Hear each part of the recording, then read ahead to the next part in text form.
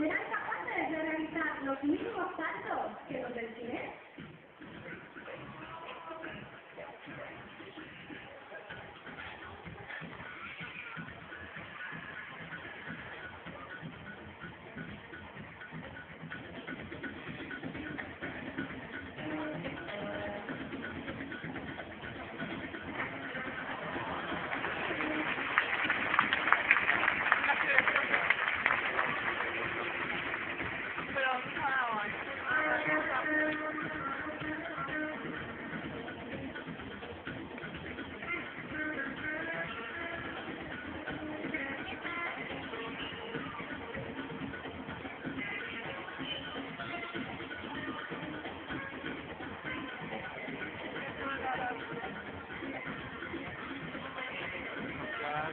Mira esto de arriba, arriba.